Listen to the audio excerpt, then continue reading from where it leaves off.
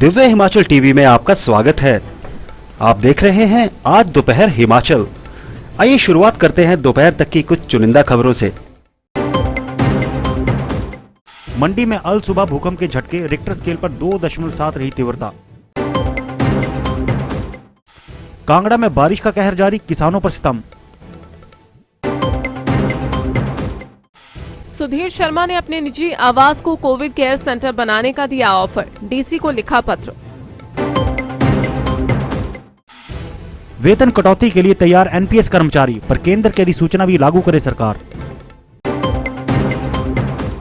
खादी एवं ग्रामोद्योग के जरिए अपनाएं स्वरोजगार। अब समाचार विस्तार से। मंडी में गुरुवार सुबह 5:55 पर भूकंप के झटके महसूस किए गए। भूकंप की तीव्रता रिक्टर स्केल पर 2.7 आंकी गई है और इसका केंद्र बिंदु मंडी से 27 किलोमीटर दूर रहा तथा गहराई 10 किलोमीटर दर्ज की गई है। डीसी मंडी ऋग्वेद ठाकुर ने कहा कि किसी तरह के नुकसान की सूचना नहीं है।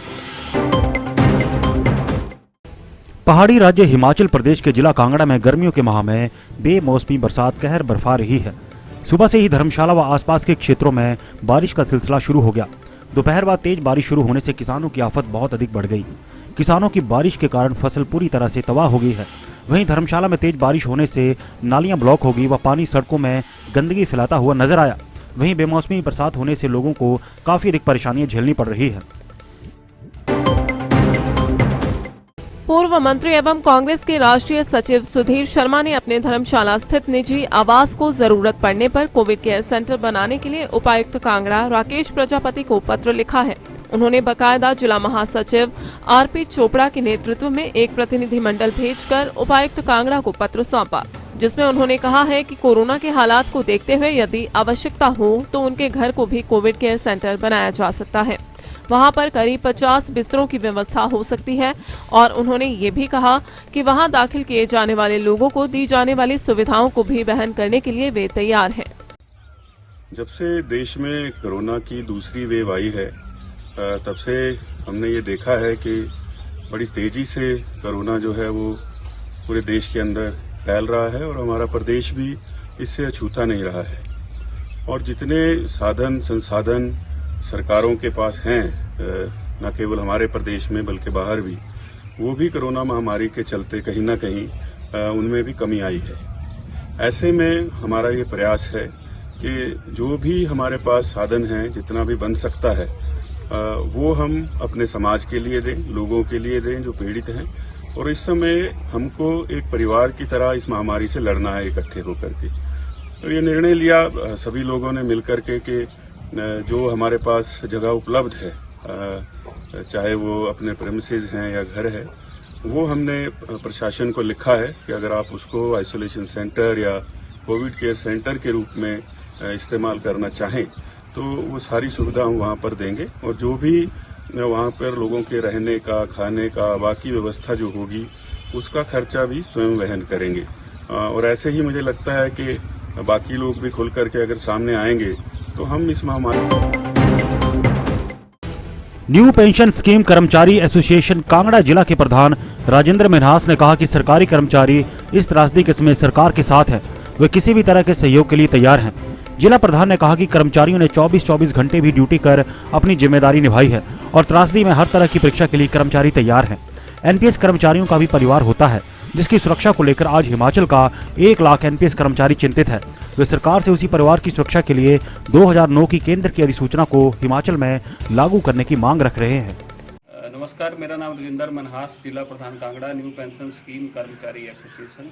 जैसा कि पिछले कल ही एक पत्र निकला है जिसमें कर्मचारियों की वेतन कटौती के बारे में लिखा गया है, तो हम सरकार के इस निर्णय का स्वागत भी करते हैं, क्योंकि जिस तरह के हिमाचल में हालात है उस तरह के हालात के लिए से निपटने के लिए हिमाचल प्रदेश का कर्मचारी जो है पूर्ण रूप से तैयार है और सरकार के साथ हर तरह के सहयोग के लिए बिल्कुल साथ है।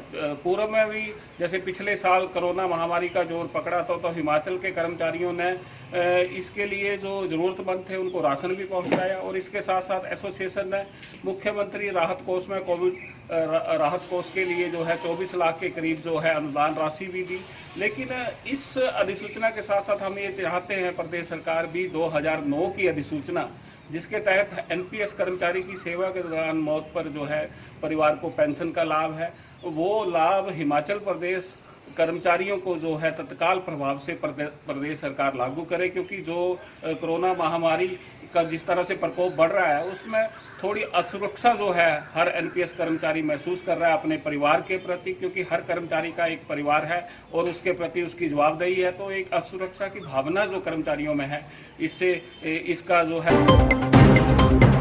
खादी एवं ग्रामोद्योग आयोग के उपाध्यक्ष पुरुषोत्तम गुलेरिया ने सोलन में आयोजित पत्रकार वार्ता के दौरान कहा कि खादी एवं ग्रामोद्योग ग्रामीण क्षेत्रों में रोजगार सृजन क्षेत्र में अहम भूमिका निभा रहा है। उन्होंने कहा कि लघु व मध्यम उद्योगों के माध्यम से बड़े पैमाने पर स्वरोजगार उत्पन्न करने की संभावना है, विशेषकर खाद्यान्न विधायन क्षेत्र में, जिसका हमारे देश व प्रदेशों में काफी अधिक उत्पादन हो रहा है। आयोग द्वारा 1 लाख से 1.25 लाख रुपए तक के ऋण 25 से 35% अनुदान पर मुहैया करवाए जा रहे हैं। ग्रामीण युवाओं को स्वरोजगार अपनाने के लिए आगे आना चाहिए। उन्होंने बताया कि इस वर्ष पिछले वर्ष प्रदेश में 364 नए यूनिट लगाने का लक्ष्य था, इसके बदले प्रदेश में 374 नए यूनिट लगे हैं। हिमाचल प्रदेश खादी एवं ग्रामोद्योग बोर्ड हिमाचल प्रदेश में जो पिछला साल कोरोना महामारी के बीच में बहुत ही विकट परिस्थितियों में गुजरा है, उसके बावजूद भी खादी बोर्ड ने 105% अपने लक्ष्य को अचीव किया है, जिसमें जैसे हमने 364 यूनिट नए स्थापित करने का लक्ष्य लिया था, इसके अगेंस्ट हमने 373 यूनिट लगाए हैं, 103% की अचीव किया है। और सब्सिडी का पार्ट जहां तक संबंध था 10,93,19,000 हमने लक्ष्य लिया था, इसके अगेंस्ट 11,43,67,000 हमने लक्ष्य अचीव किया है, 105%।